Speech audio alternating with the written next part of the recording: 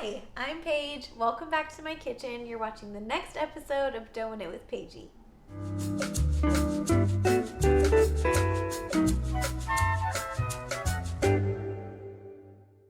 Tomorrow we are making the Boule with Biga recipe from the cookbook Bread Baking for Beginners by Bonnie Ohara. Now, if you guys have been following along, you know that a Poolish is what we've been working with as our pre-ferment, and tomorrow we're actually going to be working with a different variation of a pre-ferment, which is called a Biga. Biga is very similar to Poolish, it's just a little bit less hydrated, so we can expect a less sticky dough.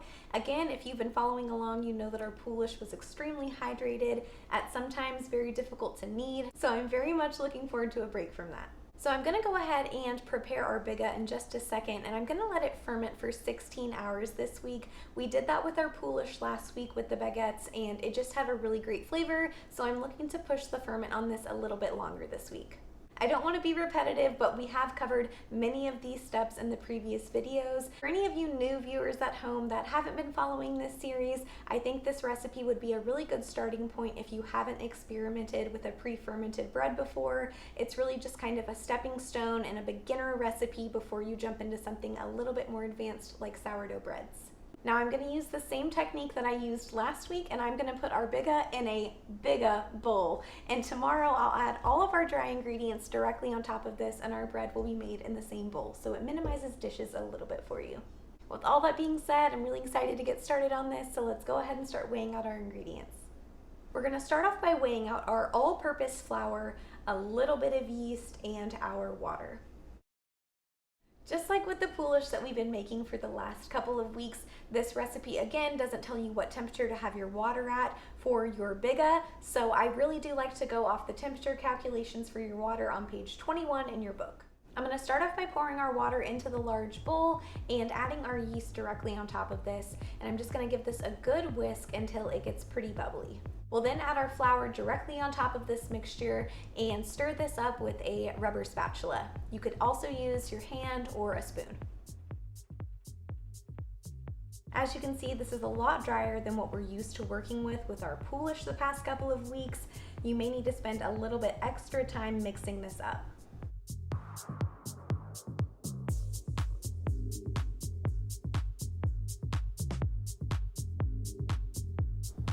When this is mixed well, I'm just going to cover this very lightly with a lid. Like I mentioned in the beginning of this video, I'm going to ferment our Biga for 16 hours.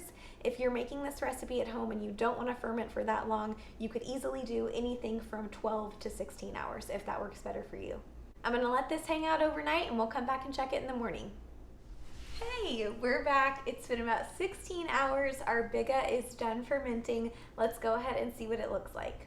As you can see, it's kind of loosened up from that lump of dough that we had last night, and it's full of air bubbles, so I know that it's ready to go. We're going to go ahead and start weighing out the ingredients for our bread. We're going to start off by weighing out our all-purpose flour, water, salt, and yeast. Now you guys remember from last night I made my Biga in a large bowl, so I'm going to start off by adding my water directly on top of the Poolish and the yeast directly on top of that, and I'm just going to use my fingers to just jump in and start mixing this all together. I'm just going to swish this up the best that I can until I can feel that the Poolish is well combined and it is very bubbly on the surface. Then we're going to add our flour directly on top of this mixture and the salt on top of the flour. We're going to jump right in and start mixing this up by hand. Now you guys know the drill. Whenever we mix this, our goal here is to get all of our dry ingredients and our wet ingredients well combined. We're going to jump in and just mix this by hand, squeezing this, stretching the dough, making sure that you get all of the dry ingredients off the sides of the bowl until everything is really well combined and smooth.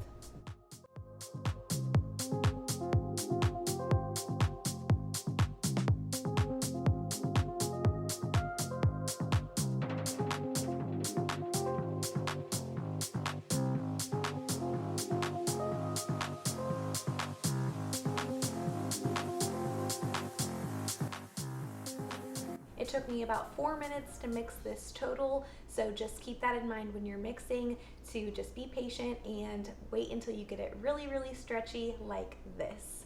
That's how you know it's well mixed. Now I'm gonna let this rest and hang out for about 45 minutes and we'll come back and start kneading it. It's been about 45 minutes, our dough is done resting. It's time to go ahead and start kneading it. I'm gonna start off by turning our dough out of the bowl onto a floured countertop. And as always, I have a small bowl of flour with me just so I can easily access that to reflour my dough and my countertops as I knead. And you guys know the drill. In order to knead, all we're gonna do is push the dough forward with the heel of our hand, pull the dough back, give it a quarter turn, push forward, pull back, quarter turn. Now our goal here is to do this until it tightens up and it's not so loose and stretchy anymore. That usually takes me about 5 to 10 minutes.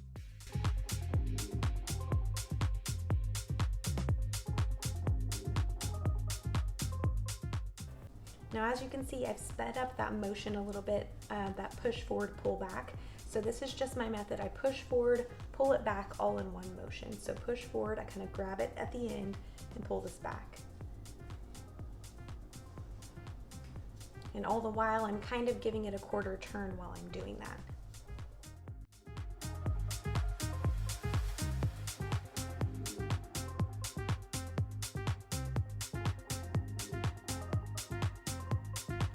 Just kind of use your instincts when it's time to reflour your work surface. When it gets really, really sticky to your countertops like this and super stuck to your hands, this is when I typically like to release my dough from the counter, add a little bit more flour and keep working. So I'll just use my dough scraper, scrape my dough over to the side a little bit.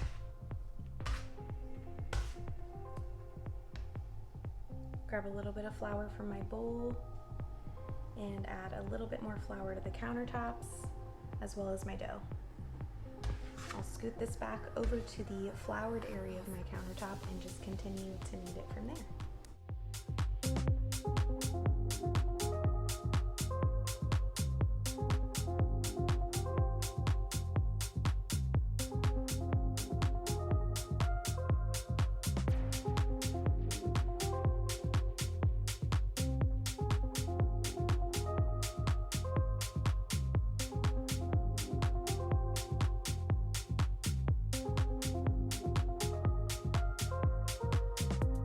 I've been kneading this about 8 minutes, and as you can see, it started to really tighten up.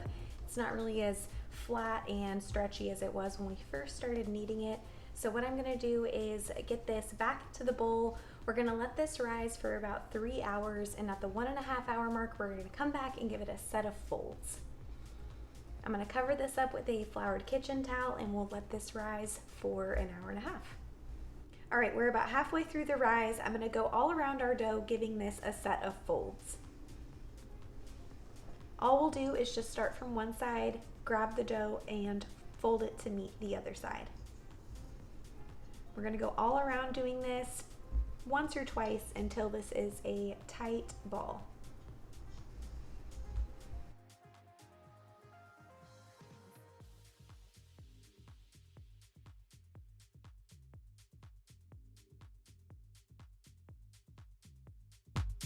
All right, I went around our dough 2 times. We're gonna come back and check this again in another 1.5 hours. All right, it's been about 3 hours total. Our dough is done rising, and here is what it looks like. So it's time to go ahead and get our dough pre-shaped. We're gonna lightly flour our countertops just in case our dough is a little bit sticky. I'm just gonna start by giving this some letter folds. So I'm gonna start off on the farthest side for me and fold this down to meet the middle. Now the side closest to me, I'll do the same thing.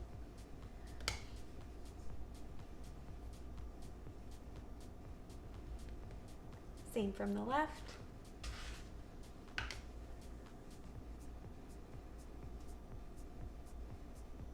And same from the right. Now, if your dough is very relaxed, you can go ahead and give it another set of letter folds, but I'm just gonna go ahead and let ours bench rest right here. I'm gonna dust it lightly with some flour, cover this up with a floured kitchen towel, and we'll come back and check it in 30 minutes. It's been about 30 minutes, our dough is done bench resting. It's time to go ahead and get this shaped. I'm gonna start off by turning our dough over, and we're gonna give it another set of letter folds. And if your dough is stuck to the countertop, just use your dough scraper to release that. And again, we'll start from the farthest side from us, fold this down to meet the center, seal this seam. Same thing from this side.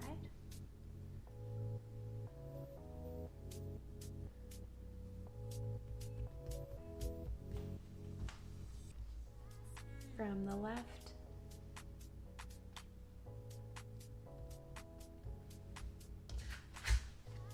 And the right.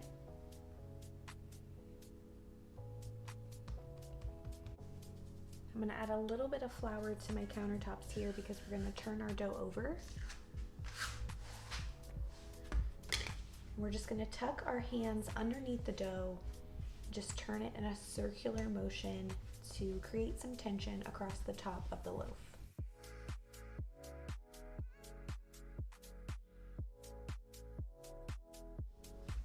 Now the goal here is to do it without the top of the dough tearing, so just be gentle.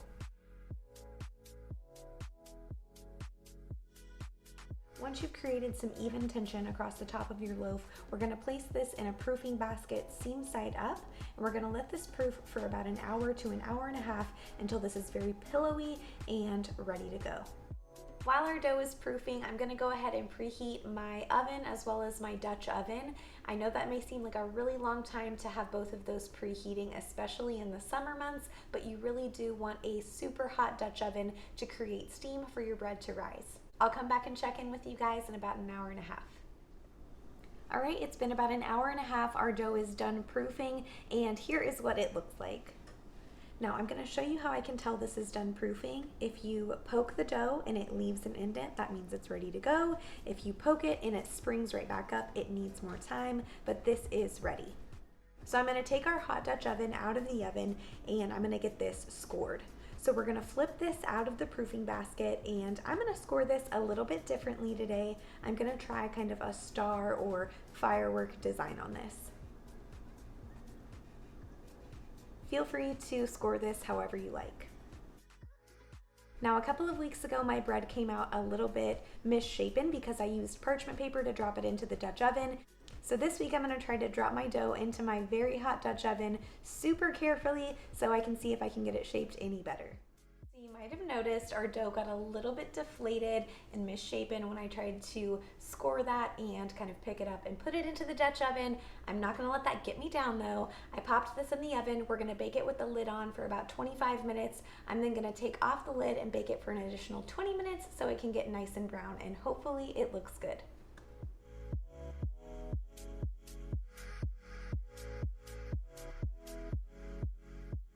All right, our bread's been cooling on a wire rack for about 30 minutes, and here's how it turned out. I really like the way the cuts on the side turned out. I do wish it turned out to be a little bit more of a pretty score, looking more like a star or a firework, but I really didn't get that. I think if I had used parchment paper to drop this into the Dutch oven, I would have had a better score, but a less perfect shape, if that makes any sense. If you watched my Poolish video a couple of weeks ago, you know that that parchment paper left these little ripples on the outside of my bread, leaving kind of a weird shape. I really do like to try to use parchment paper when I bake bread like this because it's a lot easier for me to drop it in, it keeps me from burning my hands, and it leaves a very pretty design for my score. If you tried this recipe at home, I'll let you be the judge if you want to use parchment paper or not. With all that being said, I'm really excited to try this. It smells so good in here, so let's go ahead and do a taste test.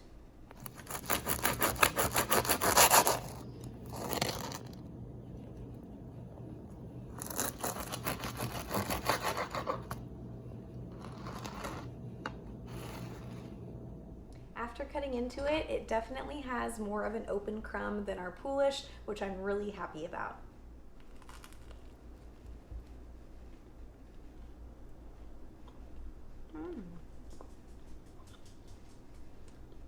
As always, the bread turned out really, really good. Somehow I think that the Biga has more of a sourdough fermented flavor than the Poolish. I know that we fermented them both for the same amount of time, but I think this one just has a little bit more flavor. One thing I wanted to know when I first got this book is mainly what the differences were between a Biga and a Poolish, and I think after baking them both a couple of weeks in a row, I can say that a Biga is a little bit more dry, a little bit more easy to handle. They're both great starting points if you're about to jump into something like sourdough. Overall, they both turned out great, and I think that the Biga would actually be a little bit easier for somebody who is not used to managing hydrated doughs.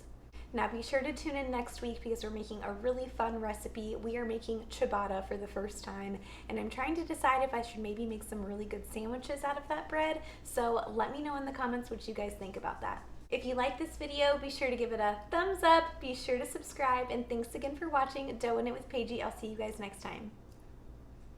Hey! Here we go. Okay. Should I just go into it like that? Oh, I don't want that thing on. Sorry, I don't know where I was going with that. More flavor. I really hate how the top turned out. That's gross. I'm just gonna not say that.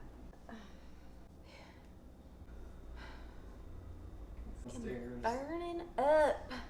Is that all I need to say?